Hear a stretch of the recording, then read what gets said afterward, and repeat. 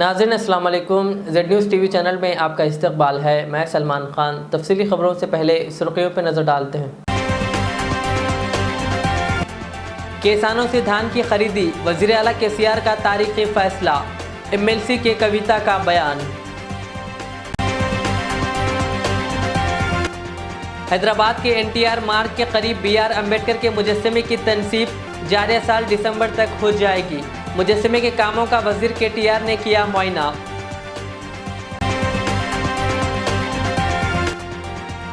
नामपल्ली की खुसूसी अदालत का बड़ा फैसला। मजलिसी कायदे मुखन्ना अकबरुद्दीन अवैसी को इश्तियाल अंगेज तकारीर मामले में करार दिया बेकसूर।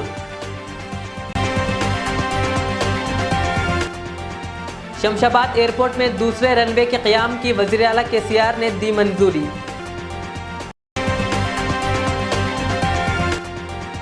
इश्तियाल अंगेज बयानबाजी करने के मामले में BJP के MLA राजा सिंह के खिलाफ मुख्तलिफ दफात के तहत मुकदमा दर्ज।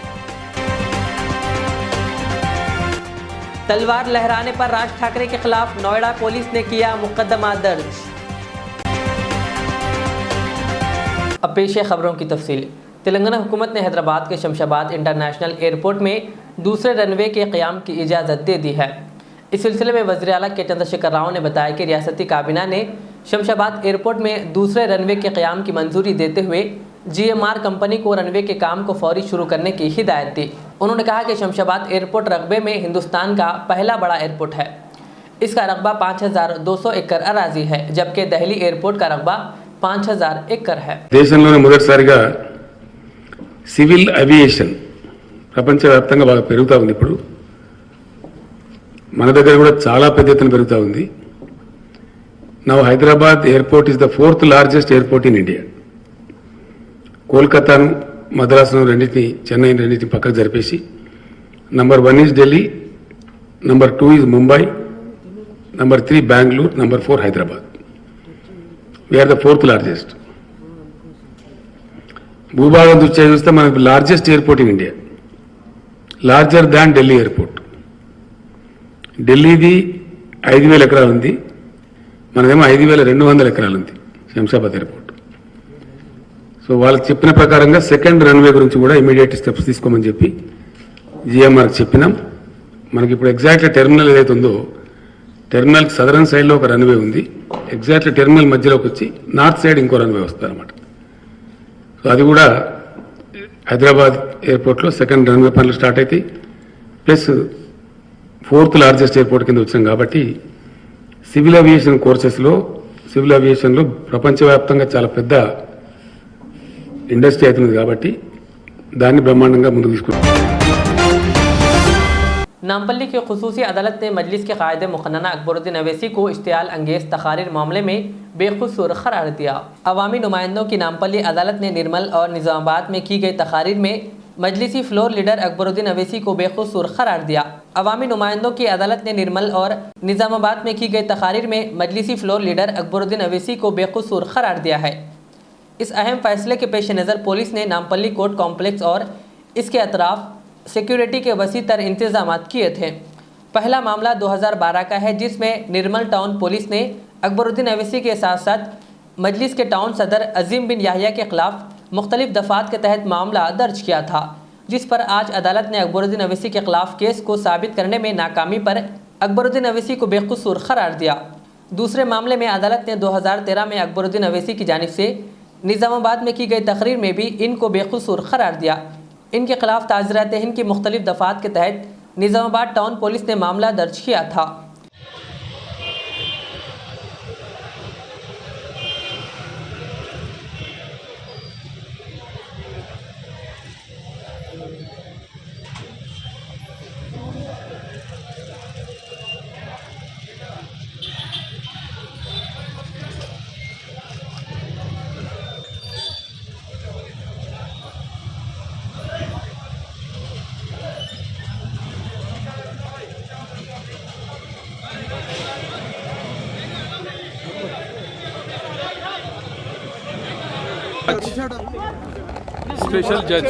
स्पेशल जज MLA MP कोर्ट में अकबरुद्दीन ओवैसी के ऊपर जो 2 केसेस बुक हुए थे तकरीबन 9 साल पुराने, दोनों में जो है जजमेंट दिया है।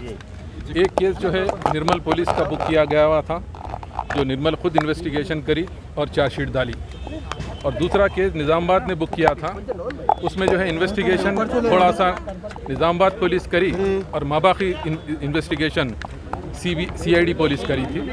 और इसमें भी जो है तकरीबन 41 विटनेसेस एग्जामिन हुए। जो निज़ामाबाद का केस जो CID का इन्वेस्टिगेशन था, आज कोर्ट दोनों ही केसेस में केस जो है बियॉन्ड रीजनेबल डाउट प्रूफ नहीं हो सका, और इसलिए जो है अकबरुद्दीन साहब फ्लोर लीडर को जो है दोनों भी केसेस में पूरे इल्ज़ामात से, पूरे सेक्शन से IPC के बरी कर दिया है। कोर्ट कमेंट ये किया कि जो है इन्वेस्टिगेशन करना और एविडेंस लाना और एविडेंस कोर्ट में लाना, इधर का थोड़ा उधर का थोड़ा कलेक्ट करके कंटिन्यूस स्पीच को नहीं, बल्कि इधर उधर के कोने कोने की स्पीचेस को लाके जो है कोर्ट के सामने पेश किए, जो कि रेगुलर कंटिन्यूएशन नहीं है स्पीच का, जो पार्ट्स जो है लाके कोर्ट में जो है दाखिल किए गए। और ऐसा है कोर्ट में जो है एविडेंस चलता है, ये कोई ऐसा कोई ट्रायल नहीं है कि इसमें बगैर एविडेंस के एविडेंस जो है साबित नहीं हो सका, जिसके लिए जो है कोर्ट एक्विटल दिया है। प्रोसिक्यूशन में टाइम में आपका आर्गुमेंट्स कैसे हुए? आपका आर्गुमेंट्स? मेरे आर्गुमेंट्स मैं शुरू से कॉन्फिडेंट था, और जो है हम जो है उसमें अल्लाह ताला का शुक्र अदा करते कि वो अल्लाह हमारा साथ दिया, और जो है हम शुरू से इसमें कॉन्फिडेंट थे और अल्लाह ताला कामयाबी दिया। देखिए FSL रिपोर्ट वाइस की आना, मगर जो एविडेंस उससे पहले का जो है वो एविडेंस प्रूफ नहीं हुआ। FSL की रिपोर्ट खाली प्रूफ होने से काम नहीं चलेगा। जो CD थी, जो कैसेट्स थे, वो जो है जेन्यून कैसेट्स और जेन्यून CDs नहीं आए कोर्ट के सामने, इसलिए जो है बेनिफिट ऑफ डाउट जो है इसको मिला है। ऑर्डर के टाइम में एक बात बोला, फ्यूचर में ऐसा स्पीचेस नहीं, ऐसी कोई बात नहीं है, फ्यूचर में नहीं है ऐसा। जजमेंट्स में जजेस जो है जो जजमेंट लिखते हैं उसको देखना है, उसमें यही लिखे हैं कि इसमें जो है बियॉन्ड रीजनेबल डाउट प्रूफ नहीं हुआ, इसलिए बेनिफिट ऑफ डाउट अक्यूज को दिया गया है। महकमे मौसमियात के अहदेदारों ने बताया कि तेलंगाना में जुमेरात से हफ्ते तक बाज़ मुकामात पर हल्की ता औसत बारिश का इम्कान है, और बाज़ मुकामात पर इसी दौरान हल्की ता तूफ़ानी हवाएं 30 ता 40 किलोमीटर फ़ी घंटे की रफ्तार से चलेंगी। आपको बता दें कि इस बीच आदिलाबाद में दर्जे हरारत 41.3 डिग्री दर्ज किया गया।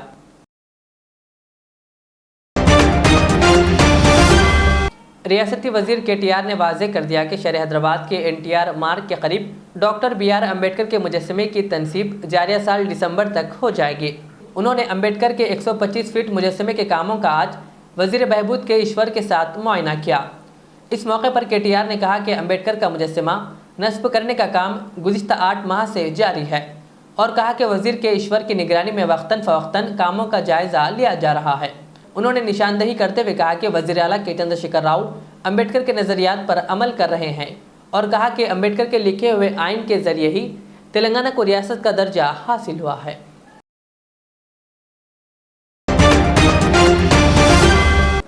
वज़ीर आला के चंद्रशेखर राव ने मरकज़ी हुकूमत को अवाम दुश्मन करार देते हुए अपनी तनक़ीदों का सिलसिला जारी रखा हुआ है। कल रियासती काबीना के इजलास के बाद प्रेस कॉन्फ्रेंस से खिताब करते हुए वज़ीर आला KCR ने कहा कि मरकज़ी हुकूमत शोबा ज़राअत को कॉरपोरेट इदारों के हवाले करने की कोशिश में है। मरकज़ी हुकूमत को बेरहम और संगदिल करार देते हुए KCR ने कहा कि शोबा ज़राअत को तबाह करने के बजाय रोज़गार ज़ामिन स्कीम से मरबूत करने की ज़रूरत है। मरकज़ी वज़ीर सिविल सप्लाईज़ पीयूष गोयल को कम अक़ल शख्स करार देते हुए वज़ीर आला KCR ने कहा कि इस शख्स को ज़राअत का अलिफ भी नहीं मालूम है। मरकज़ी हुकूमत की जानिब से पेट्रोल और डीजल की कीमत में इजाफा करने को जुल्म की इंतहा करार देते हुए KCR ने कहा कि रियासती हुकूमत ने पेट्रोल और डीजल की कीमत में 1 पैसा भी इजाफा नहीं किया है।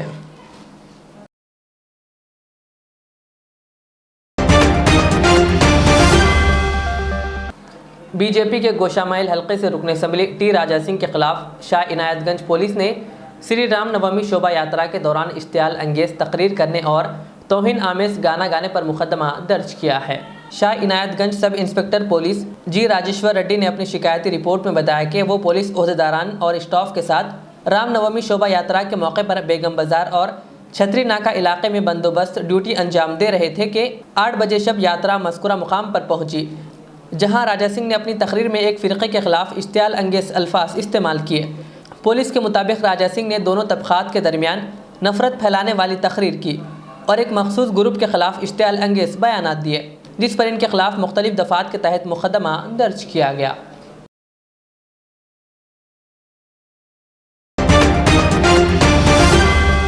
समाजवादी पार्टी के सदर अखिलेश यादव ने तेलंगाना के किसानों के तय मरकज़ की बीजेपी ज़ेर क़यादत एनडीए हुकूमत की बेहसी पर बरहमी का इजहार किया। उन्होंने किसानों को कॉरपोरेट इदारों के महकूम बनाने से मुताल्लिक़ बीजेपी की पॉलिसी के खिलाफ हम ख्याल ताकतों के इत्तेहाद की ज़रूरत पर जोर दिया है। अखिलेश यादव ने तेलंगाना के वज़ीर आला के चंद्रशेखर राव के एहतजाज की हिमायत करते हुए एक ट्वीट किया। उन्होंने इस ट्वीट में कहा कि केसीआर तेलंगाना के मुखालिफ किसान पॉलिसियों के साथ साथ मरकज़ी हुकूमत के ज़िल्लत आमेज रवैये के खिलाफ धरना दिया था। उन्होंने कहा कि हम तमाम बीजेपी की किसानों के कॉरपोरेट इदारों का महकूम बनाने की पॉलिसी के खिलाफ हैं और कहा जमहूरियत की फसल सिर्फ जिद्दोजहद के ज़रिए ही उगती है।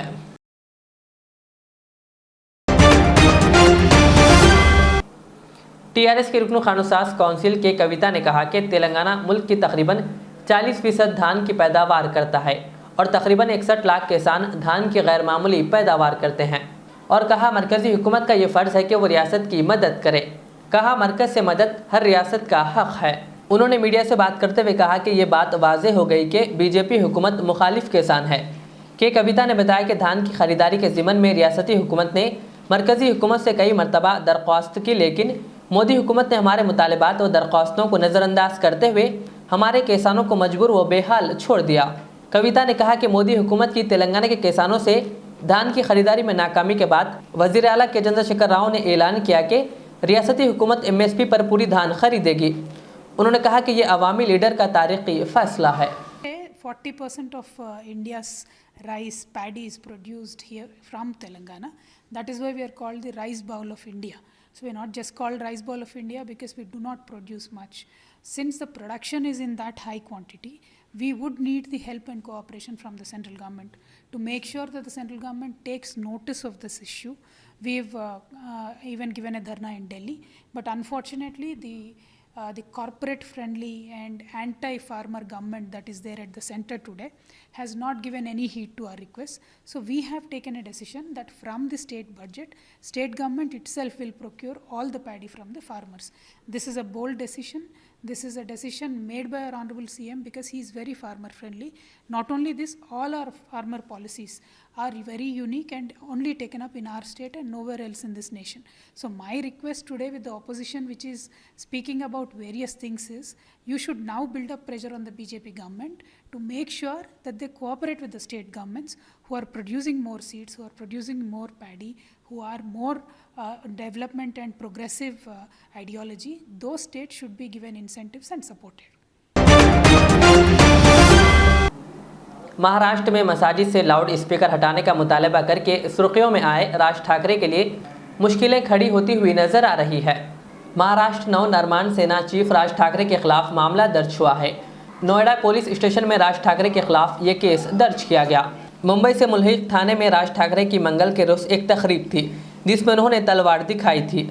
थाने के कमिश्नर ने राज ठाकरे के खिलाफ केस दर्ज होने की तस्दीक की है। इससे पहले महाराष्ट्र के महकमे दाखिला ने कहा कि राज ठाकरे के खिलाफ आर्म्स एक्ट के तहत केस दर्ज किया जाएगा।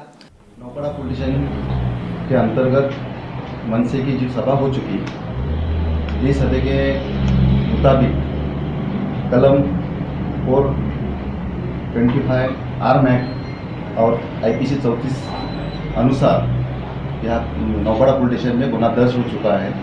ये गुना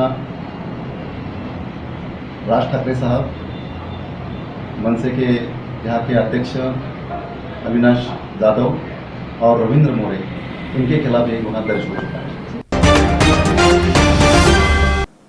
रियासती वज़ीर दाखिला मोहम्मद महमूद अली ने कहा कि TRS पार्टी अवाम की बिलखुसूस मुसलमानों की हमदर्द और तरक्की की कोशां वाली पार्टी है और कहा कि साल 2007 में उस वक्त की कांग्रेस हुकूमत ने मुसलमानों के लिए 5% रिजर्वेशन का ऐलान TRS पार्टी के कहने पर किया था। कहा क्योंकि साल 2004 के इंतखाबात में TRS पार्टी ने अपने मैनिफेस्टो में मुस्लिम रिजर्वेशन का जिक्र किया था। वज़ीर दाखिला ने कहा कि कांग्रेस पार्टी ने कभी भी इसका जिक्र नहीं किया और कहा कि TRS पार्टी ने कांग्रेस से इत्तेहाद को ख़त्म करके मुस्लिम रिजर्वेशन के लिए दबाव डाला। वज़ीर मौसूफ ने कहा कि TRS पार्टी शुरू से ही मुसलमानों को आबादी के लिहाज से 12% तहफ़्फ़ुज़ात फराहम करने की कोशिश हैं। उन्होंने कहा कि केसीआर हुकूमत ने मुसलमानों के लिए 12% रिजर्वेशन के बिल को तेलंगाना असेंबली और काउंसिल में पास करवाया और गवर्नर से मंजूरी हासिल की गई। कहा मगर मरकजी हुकूमत ने इसको पेंडिंग कर रखा है। उन्होंने कहा कि कांग्रेस हुकूमत ने 48 साल दौर हुकूमत में मुसलमानों के साथ हकीकी भलाई नहीं की, बल्कि हमेशा मुसलमानों के वोट का इस्तेमाल करके इनका इस्तेहसाल किया। उन्होंने कहा कि कांग्रेस कायदीन तेलंगाना हुकूमत के खिलाफ बेबुनियाद और गैर ज़रूरी इल्ज़ामात से गुरेज करें और अवाम में शक व शुबात पैदा करने से बाज आएँ। वज़ीर दाखिला ने कहा कि कांग्रेस कायदीन की गैर जिम्मेदाराना रवैयों की वजह से कांग्रेस हुकूमत मुसलसल अपना इख्तिदार खो रही है। वज़ीर दाखिला महमूद अली ने कहा कि हुकूमत तेलंगाना की जानिब से मुनक़िदा इफ्तार पार्टी से हिंदू मुस्लिम भाईचारगी और गंगा जमनी तहजीब को बरकरार रखने में मदद मिलती है। कहा इसके खिलाफ रिमार्क करना गोया आपसी इत्तेहाद के खिलाफ काम करने के बराबर है। उन्होंने उलमा, मशाइखीन, आइम्मा और दीगर आवाम से अपील की कि वह हुकूमत तेलंगाना की जानिब से मुनक़िदा इफ्तार पार्टी और गिफ्ट पैकेट्स स्कीम में शिरकत करके इसको कामयाब बनाएं। मैं 2 दिन से देख रहा हूँ लोग अखबारों में, प्रेस नोट में और कुछ सोशल मीडिया में एक बात कह रहे हैं कि सीएम साहब की इफ्तार पार्टी के बारे में। बड़ी अफसोस की बात है ये कि सीएम साहब एक वाहिद सीएम है जो हम तेलंगाना में गंगा जमुना तहजीब को फ़रोग़ देना चाहते हैं। इसीलिए वो सिर्फ मुसलमानों को नहीं, क्रिश्चियनों को भी देते हैं, उसी तरह हिंदू भाइयों को भी बदकामियाँ देते हैं। ये गरीब जो मुसलमान हैं जो गुर्बत की वजह से नए कपड़े नहीं पहन सकते, सीएम साहब ने लाखों कपड़े तेलंगाना के जितने मसाजिदों के ज़रिए उन गरीब लोगों को कपड़े तकसीम करते हैं और वहाँ इफ्तार का एहतमाम भी करते हैं और शाम में तनाव ताम भी देते हैं। ये तेलंगाना बनने से पहले कभी नहीं था, कोई स्टेट में नहीं भी है। बस सीएम साहब ने सोचा कि तेलंगाना स्टेट में अमन कायम किया जाए, प्यार और मोहब्बत को बढ़ाया जाए। उसके लिए उन्होंने ख़ास तौर से रमज़ान, क्रिसमस और बदकामा में कपड़े तकसीम करना और लोगों के साथ अच्छा ताउन करना, ताकि लोग रमज़ान का 1 महीना रोज़ा रहते हैं, ईद में नए कपड़े पहने। और कुछ लोग कांग्रेस के नाम ना लीडर्स गैर ज़रूरी की बातें कर रहे हैं कि हम इफ्तार पार्टी को ऐसा कीजिए वैसा कीजिए। ये नादान लोग हैं, क्योंकि कांग्रेस दिन ब दिन ख़त्म होती जा रही है। ये कांग्रेस वही कांग्रेस है सारे हिंदुस्तान में हुकूमत करती थी, आज सिर्फ 2 स्टेट तक महदूद हो चुकी और उसके बावजूद भी इन लोगों का खल है। कांग्रेस के दौर हुकूमत में 92 में बाबरी मस्जिद को शहीद किया गया। शहीद करने के बाद कितने फिसादात हुए, हज़ारों की तादाद में मुसलमान शहीद हुए इस फिसादात के अंदर।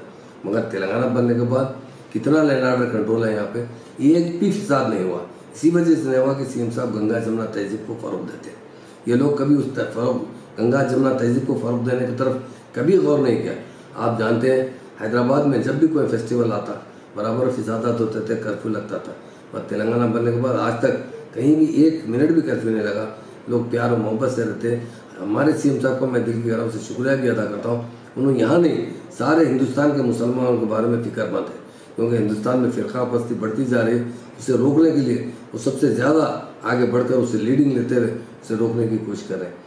कुछ लोग आज हमारे गंगा जमुना तहजीब को देखते हुए भी ये अकल नहीं आ रही हो कि सीएम साहब जो अच्छे काम कर रहे हैं उसकी तारीफ करना चाहिए। अगर पार्टी में कोई किस्म की है तो बराबर आप तनकीद कर सकते हैं, बोल सकते हैं, पर अच्छे कामों को भी बुरे नज़रिए से सुनना है बहुत बुरी बात है। रेजिडेंशियल स्कूल एक ऐसा मिसाल है कि हिंदुस्तान में रेजिडेंशियल स्कूल कहीं पर भी नहीं है जो तेलंगाना स्टेट में। आप लोगों ने कांग्रेस और तेलुगु देशम ने 65 साल रूल किया और कांग्रेस सिर्फ 48 साल रूल की। कितने थे? सिर्फ हमारे पास 12 रेजिडेंशियल स्कूल थे जिसमें 2000 बच्चे पढ़ा करते थे। तेलंगाना बनने के बाद आने कुछ सीएम साहब ने 204 रेजिडेंशियल स्कूल खोले हैं। जो रेजिडेंशियल स्कूल को अपडेट भी किया गया, इंटरमीडिएट कॉलेज भी खोले गए। आज तकरीबन 1,14,000 बच्चे तालीम हासिल कर रहे हैं। पूरा खर्चा हुकूमत की तरफ से बर्दाश्त किया जाता है। उसी तरह इमाम और मौज़न हज़रात, कभी आपके दौरे हुकूमत में 1 पैसा दिया गया, आज 10,000 इमाम और मौज़न हज़रात को सीएम साहब हर एक को 5-5 हज़ार रुपये देते हैं। मस्जिद में इमाम साहब को 5 और मौज़न साहब को 5,000 देते हैं। इससे ज़्यादा हर मस्जिद को 10,000 रुपये देते हैं। ये सीएम साहब का बहुत बड़ा कारनामा है। उसी तरह हर शोबयात में तरक्की के मौके फराहम करने वाले सीएम साहब है। आज 80,000 मुलाजमतें फराहम की, उसमें उर्दू में लिखने का अहकाम जारी किए।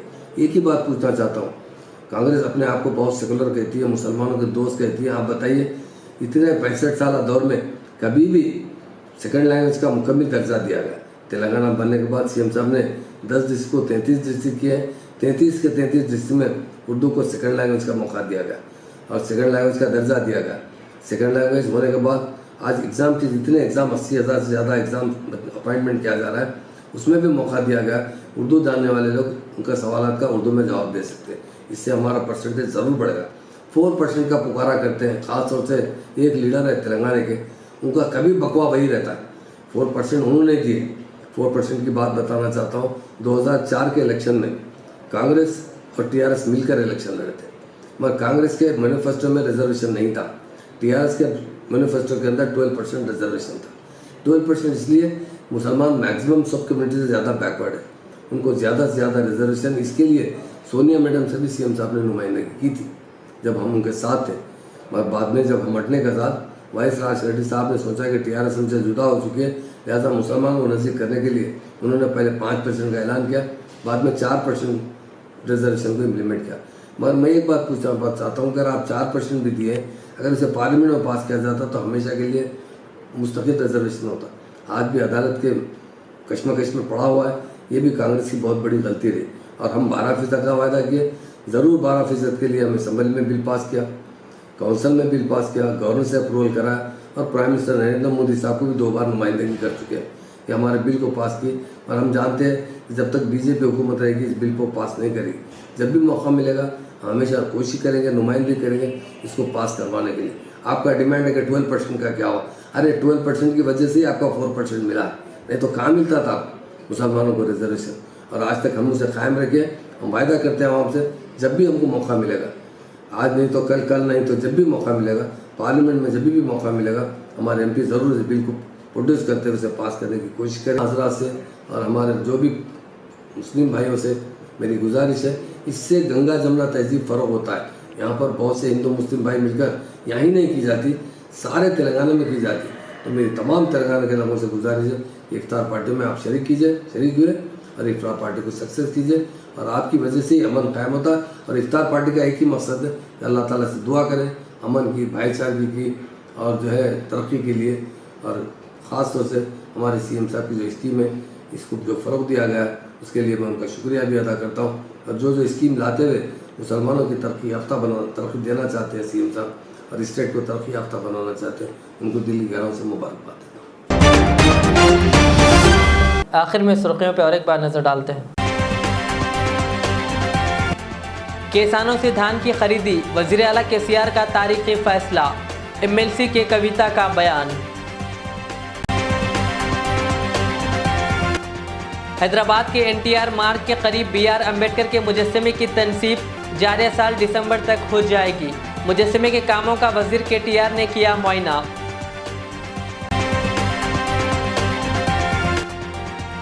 नामपल्ली की खुसूसी अदालत का बड़ा फैसला, मजलिसी कायदे मुखन्ना अकबरुद्दीन अवैसी को इश्तियाल अंगेज तकारीर मामले में करार दिया बेकसूर। शमशाबाद एयरपोर्ट में दूसरे रनवे के क़याम की वज़ीर आला KCR ने दी मंजूरी।